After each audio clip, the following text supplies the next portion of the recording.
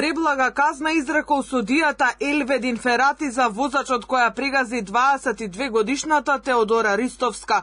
Обвинителството се жали пред апелација на одлуката само 2 години затворска казна за Менсур Пајазити, која доби во повторената постапка од Тетовскиот суд. Обвинителите велат дека никогаш не се согласиле на 2-годишен затвор поради тешките последици, а го земале предвид и предходното деното мислење од судскиот совет, кој ги проверуваше одлуките на сите судови кои одлучувале за првичната казна од 3,5 години затвор.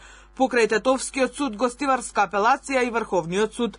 Со оглед на тоа што јавното обвинителство во претходната постапка за овој настан во ниту еден момент не се согласило со 2-годишна затворска казна, надлежниот јавен обвинител смета дека сепак има простор за корекција на санкцијата.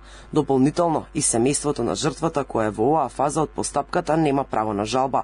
Писмено се обрати до обвинителството за да побара да ја обжали пресудата. Судскиот совет претходно оцени дека судијата Ферати не смел да пресуди повеќе од 2 години за возачот која прегази 22 годишната Теодора.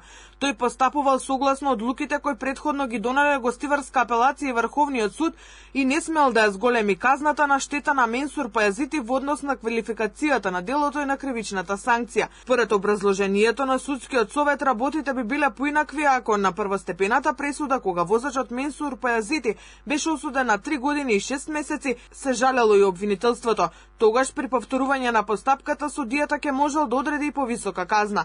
Но не само што основното обвинителство Тетово немало жалба, туку вишето јавно обвинителство прво барало да му се потврди казната, а потоа се предомислило и барало пониска казна. И така била изречена последната санкција од 2 години затвор. Семејството на Теодора изрази сомнежи за политичко влијание, мито и корупција за пресудата од Ферати. Со писмо до јавноста, родителите и сестрата беа децидни дека докрај ќе ја бараат правдата.